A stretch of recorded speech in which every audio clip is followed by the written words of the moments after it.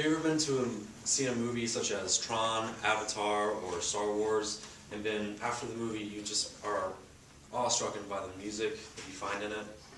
I don't know about you, but that happens to me all the time, and it's probably for me it's because I've been a trombone player for over half my life, and I've absolutely fallen in love with music.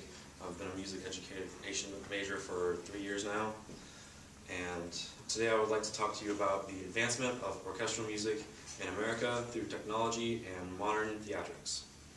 Let's start with discussing modern sound technology.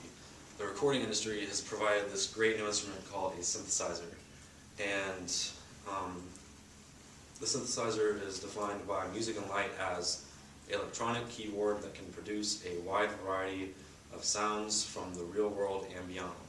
Real world being things such as the piano or trumpet or bongos, and beyond are things like UFO sweeps.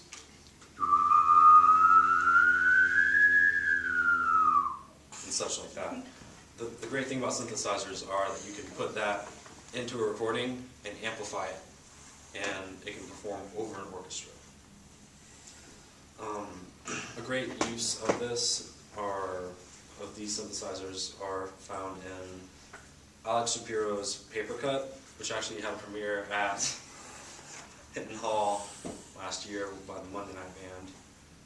It's a great piece, you should look it up later. Now that you know about the technological advances of orchestras, let's look at how they are advancing visually. In many music halls across America, they are adding screens much like this one here. In the Schermerhorn, there's a screen now. In Hinton Hall, there's a screen right above the stage, and that is because modern composers like Michael Linton are, they've noticed in movies the music accents the visual, and they want to flip that role and have the visual accent their music. They can do this through short videos or slide pictures. On October 9th at the Schermerhorn, Pokemon Symphonic Evolutions is going to be premiering, and they're going to have all these themes from games, like all the scenes that you may see in there. They're going to play music that I played when I was a kid. Anyway,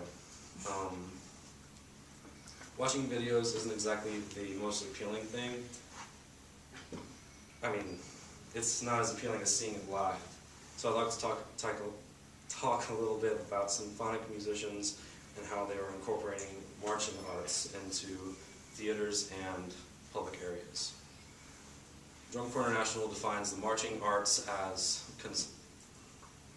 the marching arts consist of professional and educational music ensembles that play a varied repertoire of music while acting as a character or creating a formation on a stage. The best example of this are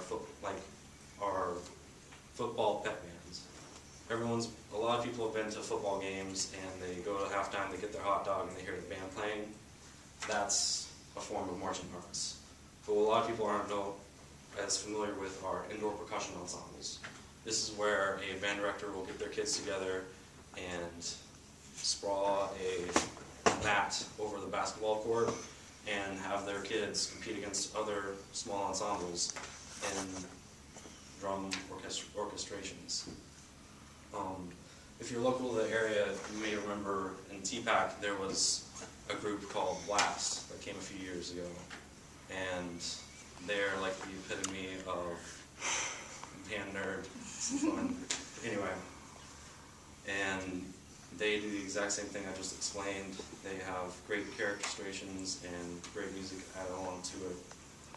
In conclusion, we have discussed synthesizers and their production of new sounds for orchestrations, the use of screens for visual stimulant, and finally the use of marching arts